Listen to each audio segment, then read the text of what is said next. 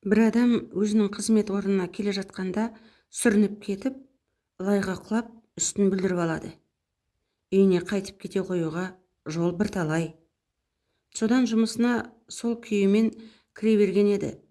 Бір құрдасын көріп қалып, қызық болсын деп мас адамның жүрісіне салып, қисалаңдап, ұсқынын өзгертіп, өзінің кабинетіне кіріп кетеді. Оның бұл кейпін біраз әріптестері көріп үлгерген болатын. Ішінде мұны көре алмайтын, орнына қаралай қызығып жүргендер де бар еді. Көп кешікпей, арада 5-10 минут өткенде кабинетке сау өтіп мекеменің директоры бастаған бір топ әріптесі кіріп келмесі бар ма?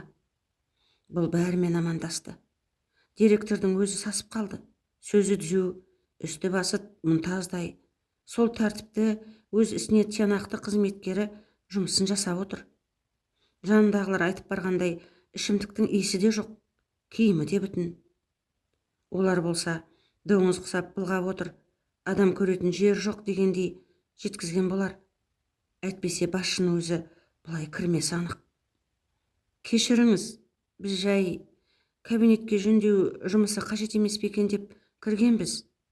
Алаңдамай жұмысыңызды істей беріңіз, деп жатыр. Бәрі басшының артынан шұбырып, сапсау ғой, киімі де тап-таза, нені айтып жүрсіңдер, деп бір-біріне пышылдап бара жатыр.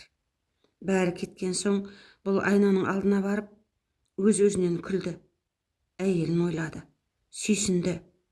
Жұмыста да бір тәуір киімің тұрсын, керек тастың ауырлығы жоқ деген. Ол сенен ас су сұрамайды, деп осы таза киімді үтіктеп, осында әкелгізіп қойып еді. Қандай жақсы болған. Дұшпан көздерге қор қылмай, мерейімді олардан үстем қылды.